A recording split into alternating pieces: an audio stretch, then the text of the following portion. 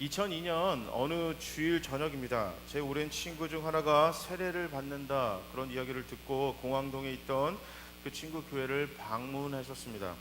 자세한 상황들은 정확히 기억나지 않았지만 한 가지 분명한 것은요, 그때 그 친구는 여전히 예수 믿기 전의 삶과 별 다르지 않게 그렇게 살고 있었습니다.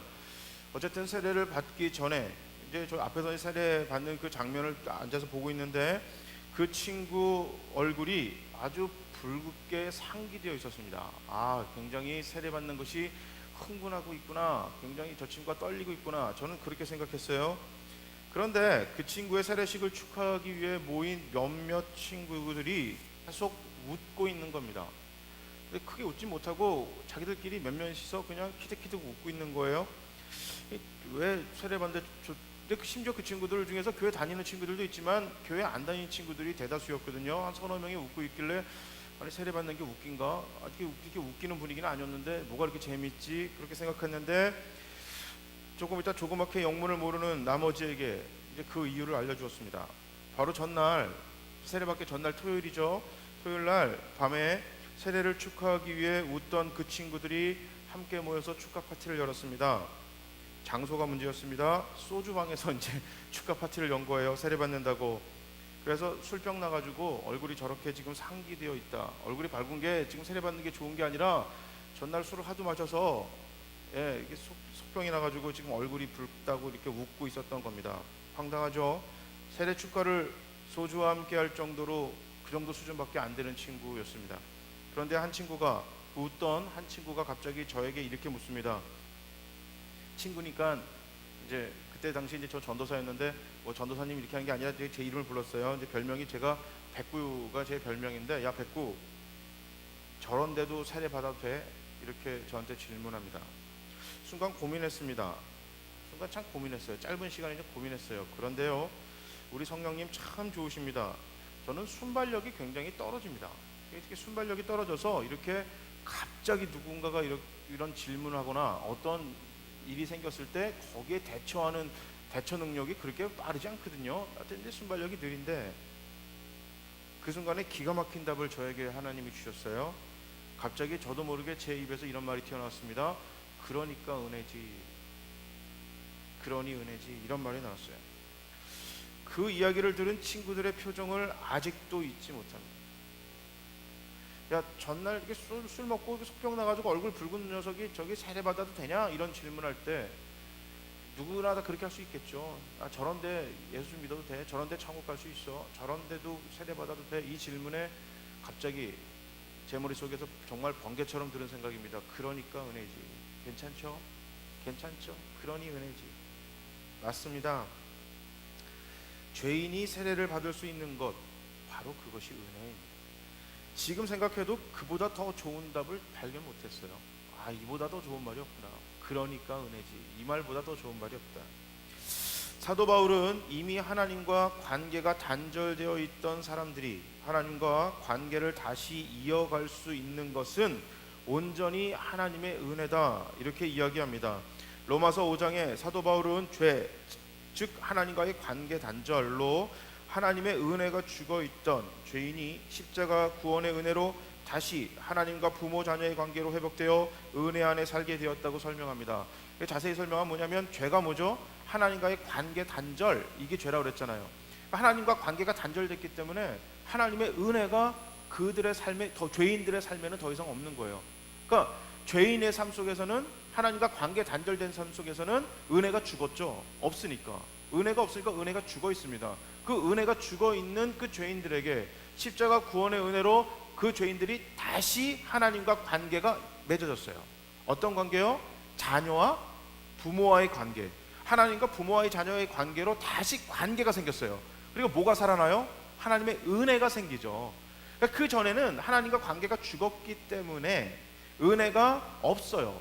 은혜가 그의 삶 속에서 전혀 상관없는 건데, 하나님의 은혜랑 드디어 십자가 구원의 은혜 때문에 관계가 새롭게 맺어진 후에는 그들의 삶 속에 하나님의 은혜가 생기기 시작했습니다.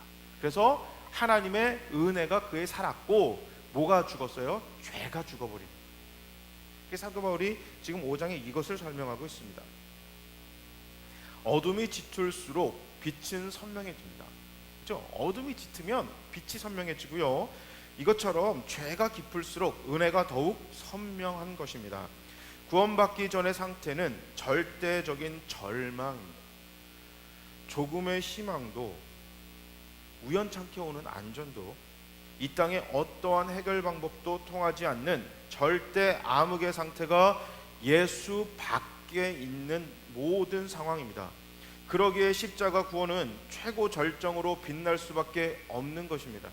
예수 안에 있는 것이 절대적인 희망이고 확실한 안전이고 풀 수 없는 문제의 유일한 해결 방법입니다. 오늘 본문 1절과 2절에 사도 바울은 이미 예수 안에 있는 자들에게 그들의 신분과 상태에 대해 다시 한번 상기시킵니다. 기억을 다시 한번 떠오르게 만듭니다. 다시 한번 읽겠습니다. 그런즉 우리가 무슨 말을 하리요? 은혜를 더하게 하려고 죄에 거하겠느냐? 그럴 수 없느니라. 죄에 대하여 죽은 우리가 어찌 그 가운데 더 살리요? 로마서 6장 1절 2절 말씀인데요. 오늘 말씀을 표준 세번역으로 다시 한번 읽어보겠습니다. 제가 한번 읽어보겠습니다. 그러면 우리가 무엇이라고 말을 해야 하겠습니까? 은혜를 더하게 하려고 여전히 죄 가운데 머물러 있어야 하겠습니까? 그럴 수 없습니다. 우리는 죄에는 죽은 사람인데 어떻게 죄 가운데서 그대로 살 수 있겠습니까? 이 표준 세번역에 보면 그거에 대해서 쉽게 설명이 나와요. 지금 굉장히 쉽게 그 설명이 나오고 있습니다. 사도 바울은 구원받은 자는 죄에 대해 죽은 자라고 2절에 이야기하고 있습니다. 예수 밖에 살다가 예수를 구주로 믿어 예수 안으로 들어가 예수 안에 살게 된 우리는 더 이상 죄 안에 살 수 없는 사람이라고 이야기합니다. 예수가 죽어있던 자들에서 죄가 죽어있는 자들로 바뀌었다.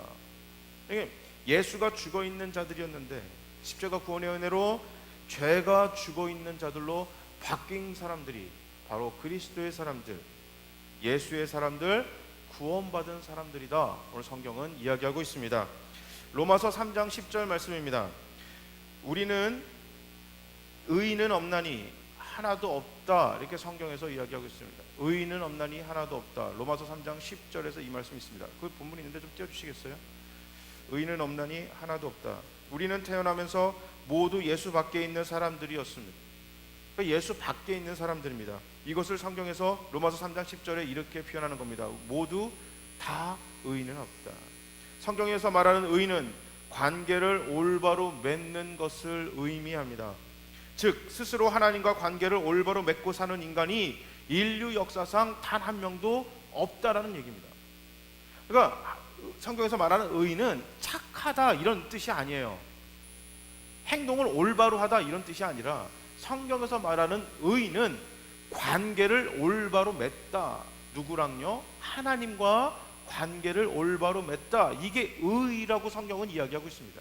그러니까 의인은 없다는 얘기는 뭐예요? 하나님과 관계를 올바로 스스로의 힘으로 하나님과 관계를 올바로 맺을 수 있는 사람은 단 한 명도 없다는 것입니다. 인류 역사상 누구도 그렇게 하지 못한다. 왜냐하면 창세기 3장에서 인간 자신 스스로가 하나님과의 관계를 끊어버렸습니다. 그래서 그 이후 모든 인간은 하나님과의 관계 단절된 상태에서 태어나게 되었습니다. 다시 말해서 모든 인류는 예수 밖에서 태어나는 것입니다. 예수 밖에 있을 때 하나님과의 올바른 관계로부터 얻을 수 있는 것은 단 하나도 얻을 수 없습니다. 하나님과의 올바른 관계 속에서 나올 수 있는 것은 단 한 개도 예수 밖에 있을 때는 얻을 수 없습니다. 물론 그 일반적인 은혜가 있어요. 일반적인 은혜. 그게 뭐냐면 창조주로서 모든 피조물에게 해야만 하는 일반적인 의무로서 해주시는 혜택. 이것은 누구나 다 받을 수 있습니다. 이게 뭐가 있죠? 공기, 빛, 바람, 물, 뭐 이런 것들은 뭐 예수를 믿든지 믿지 않든지 우리 누구나 다 받을 수 있는 혜택입니다. 그죠? 그거는 예수를 믿든 안 믿든 창조주로서 피조물에게 창조주가 하는 의무입니다. 이것을 일반 은혜다라고 얘기하는데 그 일반적인 은혜는 하나님과 관계가 올바르든 올바르지 않던 다 얻을 수 있는 것입니다. 굳이 예수 안에 거하지 않아도 누릴 수 있는 것들입니다. 그러나 예수 안에 거할 때만 누릴 수 있는 관계, 그러니까 예수 안에 있을 때, 예수 안에 있는다는 얘기는 하나님과 올바른 관계를 맺는다라는 의미인데, 그 올바른 관계 속에서만 나올 수 있는 혜택이 있습니다. 그것을 은혜라고 성경은 이야기합니다. 특별 은혜죠. 특별 은혜인데 특별 이걸 빼고 성경은 은혜다 이렇게 얘기합니다. 특별 축복인 구원, 보호, 평안, 이것은 예수 안에 있을 때만 누릴 수 있는 것입니다. 오직 하나님과의 개인적인 관계 속에서만 누릴 수 있는 특별한 은혜입니다. 그러므로 우리가 예수 밖에 있을 때 관계 속에서만 받을 수 있는 특별한 것들, 그 은혜들이 없는 것입니다. 우리가 예수 밖에 있다는 것은 예수와 관계가 단절됐다는 의미고, 그러므로 예수와 관계를, 예수와 올바른 부모와 자녀의 관계를 맺을 때만 받을 수 있는, 거기서만 얻을 수 있는 특별한 축복은 없다. 은혜가 죽었다. 이렇게 오늘 로마서에서는 사도 바울은 이렇게 표현하는 것입니다. 은혜가 존재하지 않는 삶, 이것을 성경에서는 죽었다고 말합니다. 살아있으나 죽은 것입니다. 하나님과의 관계가 죽었다는 것입니다. 이것을 성경은 죄다 이렇게, 하나님과의 관계가 죽었다, 이것을 성경은 죄다 이렇게 얘기합니다. 예수 밖에 있는 자들이 예수 안에 거하게 되는 것을 구원이라고 얘기합니다. 구원이 뭐냐면 예수 밖에 있던 사람들이 예수 안으로 들어감, 거기서 예수 안에서 사는 것, 이것을 구원이라고 합니다. 구원이 어떻게 가능하죠? 그것은 쉽습니다. 예수님만을 나의 구주로 믿는 것입니다. 선택하는 것입니다. 언제요? 옛날에요? 아니요. 앞으로? 아니요. 바로 지금. 바로 지금. 항상 바로 지금 예수를 나의 구주로 선택하는 것입니다. 믿으시죠? 예수님 구주로 지금 믿으시죠? 네, 이것이 구원받은 증거입니다. 이 선택을 공개적으로 표현하는 것, 공개적으로 표현하는 것이 바로 세례입니다. 공개적으로 공식 자리에서 예수님 안으로 들어가겠다, 예수님 안에 거하겠다, 예수님만이 나의 구주입니다를 공식적으로, 내 평생 단 한 번 공식적인 행사가 바로 세례입니다. 세례는 하나님과 사람들 앞에서 예수 밖에 있던 내가 예수 안으로 들어갑니다, 이렇게 선포하는 겁니다. 그러니까 세례의 정의를 짧게 얘기하면 예수 안으로 들어가는 것입니다. 예수 안으로, 예수 밖에 있다가 예수 안으로 들어갑니다, 이렇게 표현하는 예수 안으로, 이것이 바로 세례입니다. 그래서 세례는 예수 안으로 들어가는 겁니다. 예수 밖에 있던 사람이 예수를 구주로 시인하면서 예수 안으로 들어가서 예수 안에서 살겠다는 공식 선포가 바로 세례입니다. 그렇다면 예수 안으로 들어가 예수 안에 산다는 것은 무엇을 의미합니까? 이것을 오늘 본문 3절과 4절에서 사도 바울은 이렇게 설명합니다. 여러분은 그리스도 예수와 연합하는 세례를 받은 우리 모두가 그분의 죽으심과 연합하는 세례를 받았다는 것을 알지 못합니까? 그러므로 우리는 그분의 죽으심과 연합하는 세례를 받음으로써 그분과 함께 묻혔습니다. 이것은 그리스도께서 죽은 사람들 가운데서 아버지의 영광으로 살리심을 받은 것과 같이 우리도 새로운 생명 가운데서 살아가게 하려는 것입니다. 아멘. 예수 안에 있는 것은 예수와 연합한다는 것입니다. 내가 예수 안에 있겠다라는 것은 예수와 연합한다는 것입니다. 예수와 하나 되겠다. 뭘 하나 되겠다는 거예요? 뭘 연합하겠다는 거죠? 바로 나의 운명을 함께 하겠다는 얘기입니다.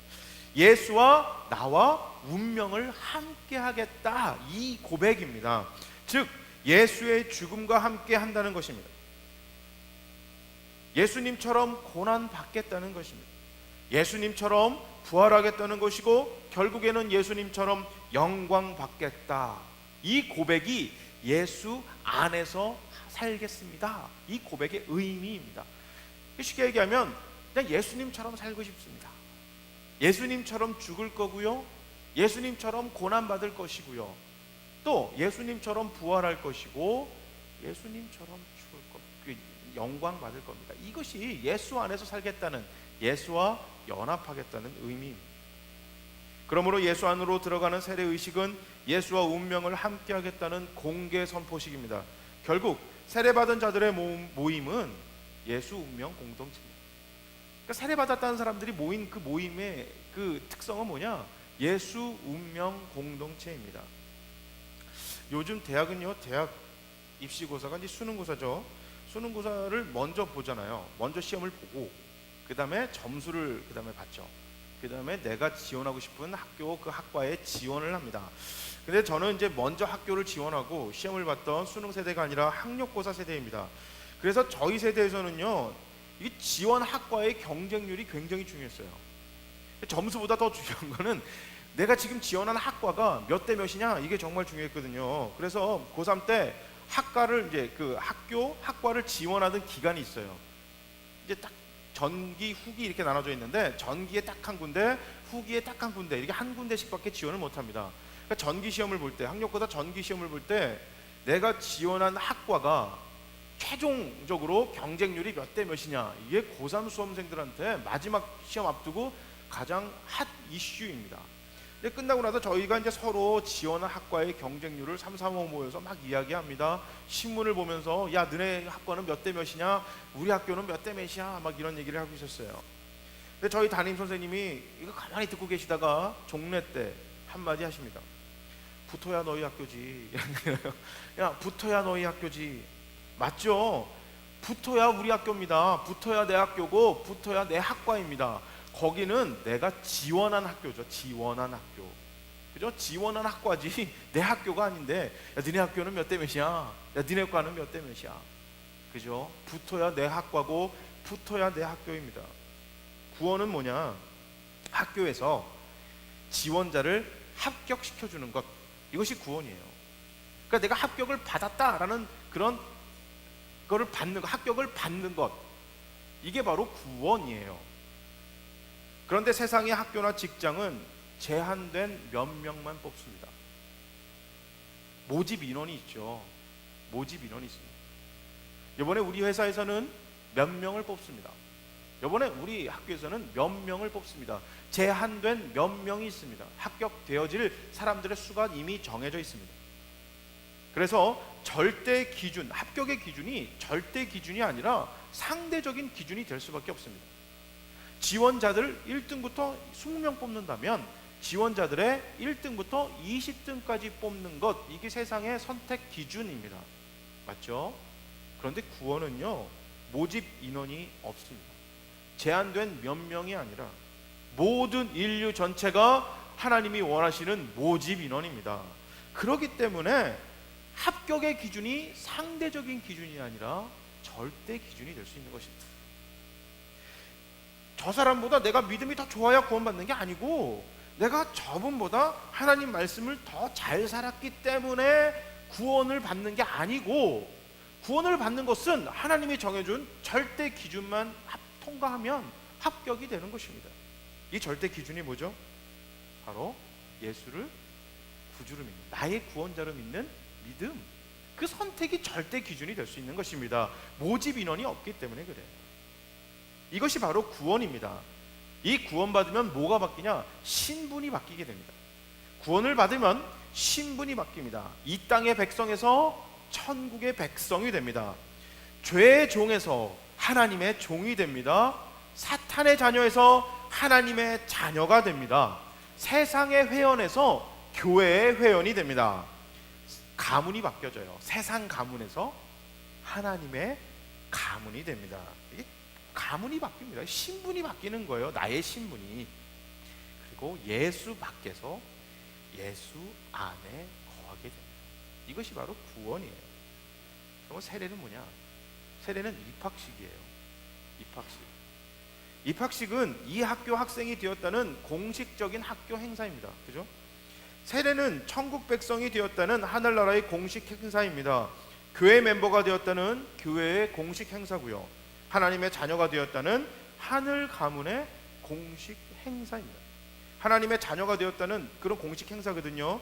이 행사를 만든 것은 어떤 유명한 신앙의 무슨 선배님들 중에서, 특히 뭐 예수님의 제자들 중에서 아주 훌륭하신 목사님이 아니라 바로 예수님이 이 공식 행사를 만드셨어요. 마태복음 28장 19절 말씀입니다. 그러므로 너희는 가서 모든 족속으로 제자를 삼아서 아버지와 아들과 성령으로 세례를 주고, 예수님께서 우리 이 땅에 모든 사람들에게 말씀하신 명령입니다. 그 세례는 하나님의 명령이에요. 어떤 사람이나 조직이 만들어낸 것이 아닙니다. 바로 우리 주님의 명령입니다. 예수 밖에 있는 자들을 예수 안으로 들어가 예수 안에 거하게 하라. 이 명령이 바로 세례를 명령하신 예수님의 유일하신 명령입니다. 사도행전 2장 40절과 41절에 보면 사도 베드로의 설교를 듣고 복음을 받아들이기로 한 자들은 누구나 세례를 즉시 받았습니다. 사도행전 8장 35절 36절에 보면 이디오피아 내시는 빌립으로부터 복음을 받아들이자마자 세례를 받았습니다. 사도행전 9장 17절 18절에도 사도 바울은 다메섹에서 예수를 만난 후에 그의 눈이 보이지 않게 되었어요. 그곳에 이제 아나니아를 하나님이 사도 바울에게 보냅니다. 그래서 아나니아가 사도 바울에게 기도해 주니 사도 바울이 눈에서 비늘이 벗겨져 그가 보게 됩니다. 보게 되자마자, 사도 바울이 눈을 보게 되자마자 복음을 받아들이고 즉시 세례를 받습니다. 또 사도행전 16장 29절 이하에 보면 바울과 실라가 감옥에 gat혀 있었다가 감옥 문이 열렸습니다. 이 문이 열렸으니까 감옥에 있는 그 수감자들이 도망갔겠죠. 그래서 그 감옥을 담당하였던 간수장이, 간수가 죽으려고 자살을 하려고 그랬어요. 로마의 법률이 굉장히 셌나 보죠. 그래서 이제 죽으려고 했는데 바울과 실라가 도망을 안 갔어요. 죽지 말라고. 그러니까 이 간수장이 너무 고마워서 바울과 실라를 집으로 초청합니다. 거기서 바울과 실라가 복음을 전하고요. 이 복음을 받아들였던 이 간수와 그의 가족은 복음을 믿기로 하자마자 세례를 받습니다. 세례는 그러니까 언제 받는 거냐? 바로 예수를 받아들이기로 하면 바로 그 즉시 받는 게 세례입니다. 뭐 1년에 한두 번 아니면 무슨 교육을 16주 20주 해서 받아들이는 그런, 우리가 마치 자격증을 따듯이 받는 것이 세례가 아니고요. 세례는 예수님을 받아들이기로 하면 바로 그 즉시 받는 것이 바로 세례입니다. 세상의 입학식은 어느 날을 정해놓습니다. 그죠? 입학식은 몇 날, 며칠, 몇 시 이렇게 정해놓습니다.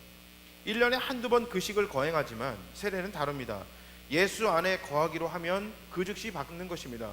이것은 예수 밖에 있던 자들이 예수 안에 거하겠다는데 예수 안에 들어가는 길을 막을 이유가 전혀 없잖아요.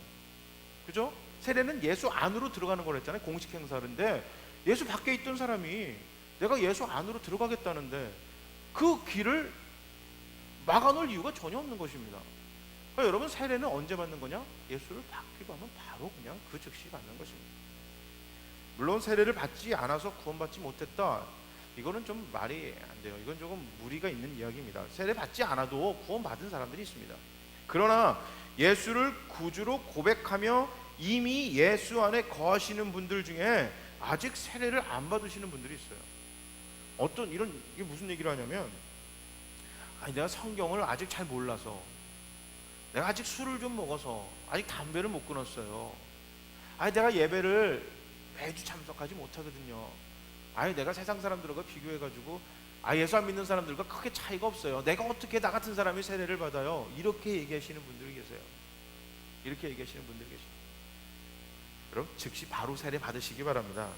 세례의 자격은요, 예수 안에 거하기로 작정하는 선택입니다. 예수 안에 작정하기로 하는 선택. 성경을 몇 번 읽었는지, 11조를 잘 내고 있는지, 주일 성수를 잘하는지, 이것은 세례의 조건이 아니라 교회 직분의 조건입니다. 이것은 교회에서 직분을 받는 거의 조건이지 세례를 받는 거의 조건은 아닙니다. 세례는 예수 밖에서 예수 안으로 들어가는 것입니다. 예수 안으로 들어가 예수와 운명을 함께하기로 작정하는 것입니다. 그렇게 살고 있는가, 그렇게 살고 있지 않는가, 이것은 후차적인 문제입니다. 세례를 받는 것에 대한 조건이 아닌 것입니다. 여러분, 세례 이미 받으셨나요? 그렇다면 세례 받으신 분들은 오늘 지금 자기의 삶이 예수와 운명을 함께하고 있는지 한번 살펴보셔야 합니다. 이게 정말 중요한 것이에요. 아직 세례를 안 받으신 분들은 내가 예수 안에 거하기로 하겠냐 안 하겠냐, 이거 지금 그거에 대한 선택을 할 건지 말 건지에 대해서 고민해 보셔야 되고요. 이미 예수 밖에 있다가 예수 안으로 들어가 예수 안에 거하시는 분들은 내 삶이 예수와 운명을 함께하고 있느냐, 쉽게 예수님처럼 살려고 내가 노력하고 있는가, 이것을 한번 고민해 봐야 합니다. 예수 안으로 들어가는 세례는 평생 단 한 번의 사건입니다. 그죠? 세례를 몇 번씩 받으시는 분들이 있어요. 세례, 성경에서 말하는 세례 요한의 세례와 예수님이 말씀하신 세례는 전혀 다릅니다. 세례 요한의 세례는 회개에 대한 세례였어요. 그 당시 이스라엘은, 세례 요한 시대의 이스라엘을 회개를 어떻게 했죠? 우리처럼 회개를 기도를 통해서 한 게 아니라 제사를 통해서 회개를 했습니다. 그런데 문제가 생겼어요. 안나스 가문에서 이 성직을 성직을 이제 샀어요. 사가지고 그들이 한 가장 큰 잘못이 뭐냐면 하나님께 제사를 드리는 제물에 대해서 독점했습니다. 이 말은 뭐냐면 성경에서는, 구약의 율법은 이 제사를 드릴 때 드리는 제물이 흠 없는 것으로 드려라 라고 하나님이 이렇게 말씀하셨어요. 그런데 한번 여러분 생각해 볼게요. 우리처럼 지금 차가 있어서 무슨 양이 됐던 비둘기가 됐던 소굴을 됐던 이걸 바칠 때 차로 실어서 잘 제사장까지, 제사 지르는 그 제사 지역까지 옮겨서 이 그 땅에 이 발에 혹시라도 상처가 날까봐 땅에 아주 그냥 양탄자 같은 걸 깔고 융을 깔고 해서 막 걷게 해가지고 제사를 드릴 수 있으면 모를까. 2000년 전에 걸어서 3일 길 4일 길을 와야 되는 사람들이 만약에 거기서부터 양과 여러분 소를 끌고 온다고 생각하면 그 발에 상처가 안 나겠습니까? 불가능한 거예요. 상처 나지 않는 제물은 불가능한 것입니다. 이 말을 예수님이, 하나님이 흠없는 것으로 드리라는 것은 너희들은 그만큼 제사에 집중하라는 거예요. 어떤 제사에? 이 제사를 드리는 목적에 집중하는 거예요. 이게 회개를 위한 제사인지, 관계 회복을 위한 제사인지, 하나님께 영광을 돌리기 위한 제사인지, 이 제사의 목적에 집중하라는 것입니다. 그런데 이게 불가능하잖아요. 근데 그 목적은 잊어버리고 형식만 남았어요. 그러니까 이 안나스 가문이 성경 앞에서, 그때 그 제사장 그 가문들이 성전 앞에서 이 물건들을 팔았어요. 멀리 있는 사람들은 양과 염소를, 또 이 소를 끌고 오는 건 불가능하니까 그 앞에서 사서 제사를 드리는 것이 그 당시에 관습처럼 돼 있었어요. 그런데 이것을 안나스 가문에서 파는 양과 소 아니면은 제사를 안 드려주는 거예요. 어떤 그 흠집을 잡아서라도. 그러니까 이것이 모노폴리 됐는데, 문제는 그렇게 되면 독점하면 뭐가 되죠? 가격이 올라가죠. 가격이 천정부지로 뛰는 겁니다. 가난한 사람들은 제사를 드릴 수가 없습니다. 돈이 없어서. 그래서 요단강 동편에서 세례 요한이 그 가난하고 제사를 못 드리는 사람들, 계속해서 죄책감에 시달리는 그들을 불러 모아서 회개의 세례를, 물 세례를 주신 거예요. 그 세례 요한은 회개, 계속해서 죄책감, 제사를 드려야 되는데 돈이 없어서 제물을 못 바치는 그들에게 회개의 세례를 준 겁니다. 그러나 우리가 하는 세례식은 회개의 세례식이 아니라 자녀 됨의 그런 공식적인 행사이기 때문에 평생에 단 한 번 있는 공식 행사입니다. 이 사건을 반복적으로 기념하는 것이 있습니다. 이 세례를 반복적으로 기념하는 것이 바로 성찬식입니다. 성찬식은 내가 예수 밖에 있던 내가 예수 안으로 들어가 예수 안에 거하게 됐다, 이것을 반복적으로 기념하는 것이 성찬식이에요. 그래서 여러분, 성찬식에서는 꼭 두 가지를 기억해야 돼요. 나는 원래 누군가라는 거예요. 나는 죄인이다라는 거죠. 죄인. 예수 밖에 있던 내가 누구 때문에 지금 내가 마시고 먹는 이 예수님의 피, 예수님의 살, 다시 말해 십자가 예수의 죽음으로 인해 내가 예수 안으로 들어가 예수 안에 거할 수 있게 됐다. 그러니까 두 가지예요. 내가 누구였는지, 그리스도의 십자가 구원의 은혜, 이 두 가지를 꼭 기억해야 되는 것입니다. 이 반복적인 기념, 이것이 바로 성찬식이에요. 그래서 예수 안에 거하기로 작정하던 그 순간, 여러분이 세례 받으셨던 그 순간, 여러분이 세례 받았던 그 장소, 그때의 마음, 그 의미를 기억하는 것이 바로 성찬식입니다. 그러므로 세례를 받았다는 것은 예수 밖에 있던 내가 예수 안에 거하기 위해 예수 안으로 들어가는 것이고, 세례받은 모두는 예수 안으로 들어간 예수 운명 공동체입니다. 더 이상 세례자는 죄 안에 거하는 세상 운명체가 아닙니다. 세상에 거하면서 세상과 운명을 같이 하는 사람들이 죄인이고, 우리는 세상과 운명을 같이 하는 사람들이 아니라 예수와 운명을 같이 하는 사람들인 것입니다. 그런데 이미 세례를 받았음에도 불구하고, 예수 안에 거함에도 불구하고 세상과 운명을 같이 하기 위해서 노력하고 힘쓰는 사람들이 교회 안에, 세례 교인들 중에 적지 않게 많다. 이건 예수님 시대 때도 그랬고 지금도 그렇습니다. 예수와 함께 고난받고 예수님처럼 죽고 부활하고 결국에는 영광받을 예수 운명 공동체인 것입니다. 그러므로 교회는 예수 운명 공동체의 모임입니다. 그러나 우리가 무엇에 대해서 더 관심을 갖고 있는 건가? 예수의 부활과 예수의 영광에만 우리가 여러분 관심을 갖고 있는 것입니다. 그러니까 우리가 나중에 훗날 가서 천국에 갈 것이고 거기서 하나님의 자녀로 떵떵거리고 살 거야. 이 두 가지 운명만 여러분 우리의 관심 있고, 예수님처럼 낮아지고 세상을 위해 복이 되어지고 고난받고 세상을 위해서 죽고, 이거에 대한 운명을 같이 할 생각이 없고, 그것은 세상처럼 살길 바래요. 어떻게 해요? 세상처럼, 세상에서 추구하는 돈과 명예와 학벌과 권력, 세상에서 흔히 말하는 갑이 되기 위해서 그런 세상의 운명과 값으로 살아가는 것, 세상에 최고 위로 올라가기 위하여 모든 것을 다 바치는 것이 세상의 운명이잖아요. 그렇게 살아가기 위한 것, 그것처럼 살기를 바라는 거예요. 우리가 이 땅에서 살 때는, 이 땅에서 사는 동안도 예수님처럼 살기로 작정하는 것이 세례의 의미입니다. 이것이 모든 사람이 세례를 받게 하라는 예수님 마지막 명령의 목적입니다. 모든 사람이, 이 땅에 존재하는 모든 사람이 예수님처럼 예수와 운명을 같이 하게 하라. 이것이 바로 모든 족속으로 세례를 삼아 땅끝까지 복음을 전하라는 예수님 명령의 목적인 것입니다. 모든 사람이 예수와 운명을 함께하게 하라.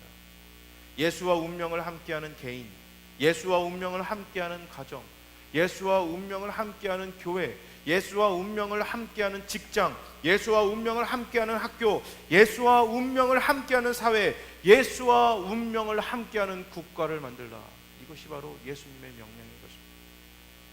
모든 개인과 가정과 교회와 학교와 사회가 예수와 운명을 함께하는 국가, 이게 천국입니다. 이게 바로 천국이에요. 모든 구성원들이, 모든 조직이 예수와 함께하는 것, 예수와 목적을 같이 하는 것, 예수의 목적이 그들의 목적이 되는 것, 바로 그것이 하늘나라 천국인 것입니다. 그러므로 우리 주님의 세례 명령은 예수 밖에 있는 모든 사람이 구원받아 예수 안에 거하게 하기를 원하시는 우리 주님의 유일한 소망인 것입니다. 오늘 사도 바울이 본문에서 이야기했던 것처럼 우리가 더 이상 죄 안에 거할 필요가 없는 것, 세상의 운명과 함께할 이유가 없는 것. 왜요? 우리는 세상과 관계가 단절된, 전혀 상관없는 존재이기 때문에 그렇습니다. 이미 세상과 관계가 단절된 존재가 구원받은 사람들, 세례받은 사람들인 것입니다. 그러므로 너희가 세상에서 허덕인다고 해서 거기서 하나님의 은혜가 더 드러나는 것이 아니라, 너희가 예수 안에서 예수님의 원하는 대로 살아갈 때, 예수님과 연합하여 너희가 예수와 함께하여 이 땅에서 살아갈 때 너의 삶을 통해 그리스도의 은혜가 보여질 것이다. 이것이 사도 바울의 오늘 본문에서 이야기하는 것입니다. 세례는, 내가 세례받았다라는 것은 그냥 한 줄 내가 어디 가서 소개할 때 내 이력서 쓰듯이 세례 교인입니다 그냥 쓰는 것이 아니고, 당신 교회에 세례 교인이 몇 명입니까 할 때 우리 교회는 세례 교인이 몇 명입니다, 이 몇 명을 자랑하고 싶은 얘기가 아니고, 세례를 받았다는 의미는 내가 예수와 운명을 함께 한다. 그 사람들이 몇 명입니까? 내가 세례받았다는 것은 교회에서 직분을 받기 위해서 그냥 그 구체적인 하나의 조건이 아닙니다. 집사가 되기 위해서 세례 교인이어야 합니다. 교회에서 어떤 결정을 하기 위해 한 투표권을 행사하기 위해서는 세례를 받아야 합니다. 그러므로 여러분들은 세례를 받는 것이 어떤 교회에서 어떤 무슨 하나의 상징적인 그런 의미가 아닙니다. 내가 세례를 받았다라는 얘기는 예수와 운명을 함께하기로 작정했다는 것입니다. 일평생 단 한 번 예수 밖에 있다가 예수 안으로 걸어 들어가는 그 공식 행사, 그 세레모니가 바로 세례. 여러분 언제 세례 받으셨습니까? 기억나시나요? 아마 두 가지인 것 같아요. 너무 세례라는 것이 그냥 쉽고 아무 의미 없이 그냥 막 주는 경우도 있고요. 아니면 너무 세례라는 것에 대해서 이게 집중을 해서 그런지 교육이 너무 강화됐어요. 막 16주, 15주. 그래서 막 2번 빠지면 세례 못 받고. 그건 세례가 강조가 된 게 아니라 세례를 받기 위한 조건이 강조가 되는데, 세례 받는 조건은 뭐라 그랬죠? 앞에 성경에서 예수를 믿기로 하는 그 마음. 선택하기만 하면 세례 받을 수 있는 조건은 누구나 다 되는 것입니다. 세례 받는 것이 중요합니다. 하지만 그것보다 더 중요한 것은 세례의 의미, 예수 안에 거한다는 것이 어떤 의미인지 오늘 우리 모두가 함께 고민하시고 함께 생각하시고 다시 한번 마음으로 다짐하는 시간이 되었으면 좋겠습니다. 예수님이 왜 마지막에 명령하신 그 명령에 세례가 들어가는지, 땅끝까지 가 세례를 주라고 명령하셨던 그 의미, 이것이 우리 주님의 이 땅을 향한 유일한 소망이십니다. 예수님이 이 땅에 올라가시면서 너희들 하나님 말씀 잘 읽어, 외워야 된다, 금식해야 된다, 이걸 말씀하신 게 아니라 한 가지 딱 이야기하셨어요.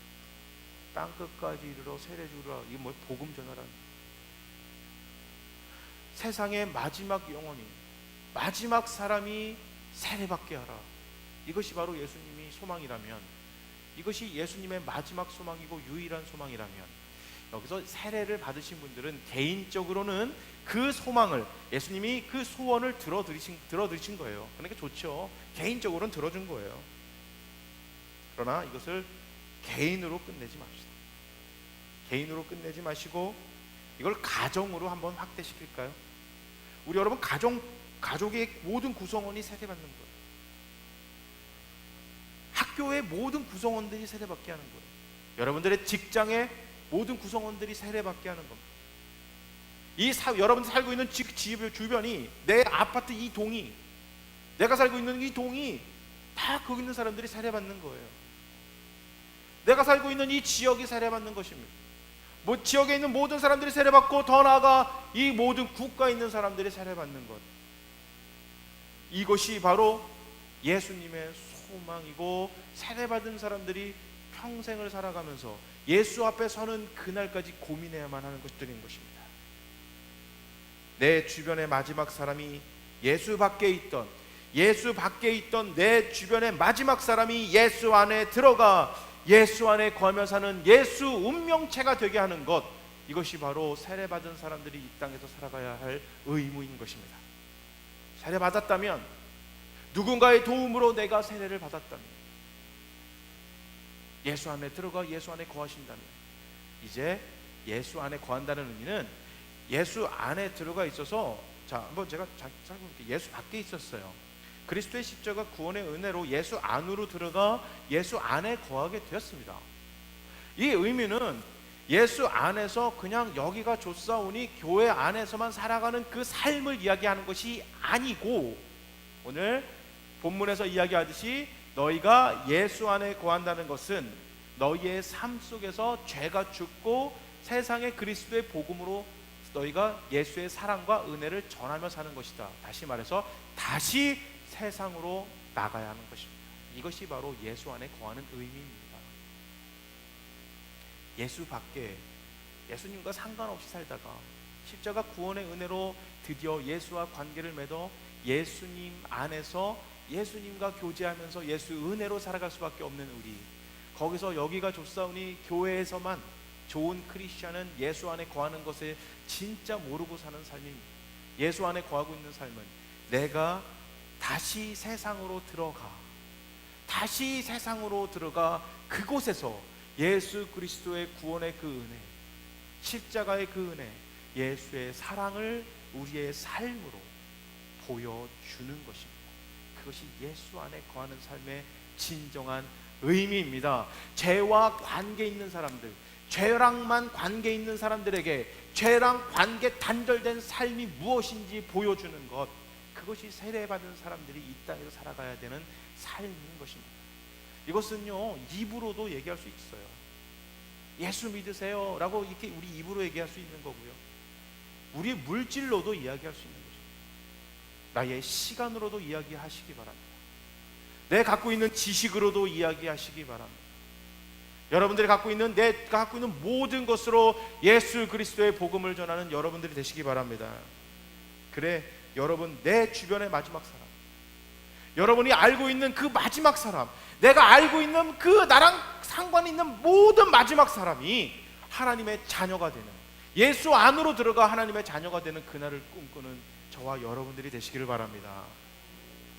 주님의 보혈만 이것을 가능하게 만듦을 여러분 믿으시기 바랍니다. 예수 밖에 있다가 예수 안으로 들어가는 것, 그래서 예수와 운명 공동체가 되기로 합니다. 우리가 죽어 천국에 가서만 예수와 운명을 같이 하겠다 이렇게 생각하지 마시고, 내가 살고 있는 지금부터 예수와 운명을 함께 하시는 저와 여러분이 되시길 바랍니다. 그래서 나를 통해 저들이 예수를 발견했습니다. 주님, 왜곡되지 않는 예수, 저들도 나처럼 예수 안으로 들어가 세례받게 하세요. 여러분, 그런 기도하면서 살아가면 얼마나 좋을까요? 여러분 상상해보세요. 여러분들이 기도하고 마음에 품었던 그 가족의 구성원이, 학교 친구가, 직장 동료가 이 앞자리 나와서 예수님이 나의 구주임을 믿습니까 할 때 아멘하는 그 장면을 한번 상상해보세요.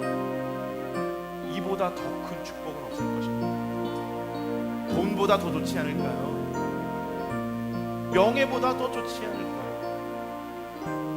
누군가의 기도와 누군가의 섬김과 누군가의 사랑과 누군가의 희생으로 우리가 세례받아 이 자리에 앉아있는 것처럼 우리도 다른 누군가의 도움이 되셔야만 합니다. 다른 누군가를 위해 희생하셔야만 합니다. 예수님처럼 다른 누군가를 위해 십자가에 죽을 준비를 하셔야 합니다. 이것이 세례를 받은 자들, 예수 안으로 들어가 예수 안에 거하겠다는 운명을 함께하겠다는 운명 공동체의 의무인 것입니다. 세례 받으셨다면 예수와 함께 앞으로 지금 나의 남은 인생을 함께하기로 마음에 작정한 저와 여러분이 되시기를 주님의 이름으로 축복합니다.